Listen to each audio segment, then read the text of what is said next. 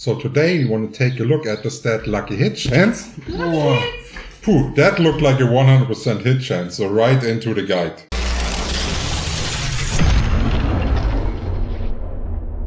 First, we need to understand what lucky hit is. In other games, it's often referred to as proc coefficient or proc rate. So one example. Your basic attacks have 5% chance to stun an enemy. That's a writing you find in lots of games. And we now need to figure out together how we manage to get such a clear value in Diablo 4. Because here it's not that simple to read. Something everyone should do in advance is turn on the advanced tooltips in the in-game settings. Because this will then give you access to see the lucky hit chance of all the skills. We are using the skill Frozen Orb here as an example that has a lucky hit chance of 4%. Worth mentioning is that skills that have AoE effects have lower lucky hit chance compared to the values that single target skills have. But more about this when we dive deeper into the calculations. Next, we need to take a look at the lucky hit effects we have available in the game. We are not going over all of them, we are just doing one as an example, but it works the same way for all of them. So here we are seeing a weapon with 5.5% stun chance. And this is also the point where many people do the mistake and read it as in other games that 5.5% of your attacks stun now. And this is wrong. What we actually need to do is multiply the 4% lucky hit chance of the Frozen Orb with the 5.5% stun chance, the lucky hit effect of the weapon. And this comes around to 0.0022. In other words, we are only having a 0.2% chance of the Frozen Orbs if we cast them on a single target to actually stun. But we now need to keep in mind that Frozen Orb is an AoE skill and can hit multiple targets at once. So let's say you would be hitting 5 targets, the stun chance on average was increased to an average of 1%. And I still assume that you're not satisfied with this. So let's talk about ways to actually improve your lucky hit chance. Important to know is you can never improve the lucky hit effect of the weapon, for example. You can only improve the chance of the skill. And you can only do this up to a value of 100%. Afterwards, it is capped. In total, there are a couple different ways to push your lucky hit chance. One of them is to find a legendary aspect.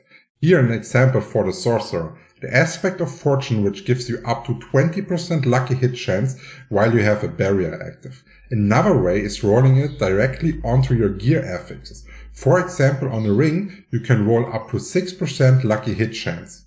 Also on the Paragon board, there is ways to increase it.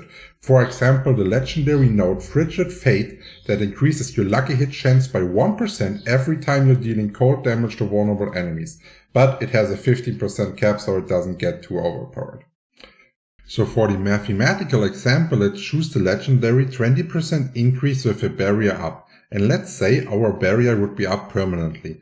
This now increases the 4% lucky hit chance we have on our Frozen Orb by 20%. So we need to multiply it by 1.2, resulting in a new total of 0.00264 if we place it in our formula from before. In other words, it's a stun chance of 0.26%, which is an increase of 0.04 more than without the legendary. This is still not like amazing, but we are getting there. And we've only done it with like one increase. You can obviously spec your whole gear to get into the lucky hit and have like a really high proc chance. And lastly, you can also improve it passively by just increasing your attack speed. Let's do a simple calculation here, and I promise you it's going to be the last one. So let's say we have 1 attack per second and cast our Frozen Orb with a 10% stun chance. So we would have 10% stun chance per second. If we now find a way to increase our attack speed by 50%, for example with an item like Aspects of Ancient Flames, we are having 1.5 attacks per second. And that would result in an average stun chance of 15% per second if we cast the Frozen Orb onto a single target. We are sparing the AoE calculations here. I think you're getting the hang of it. I really hope this was helpful for you and prevents you from doing bad decisions during building your characters. If there are still questions open, let me know in the comments. I always answer everything in less than 24 hours.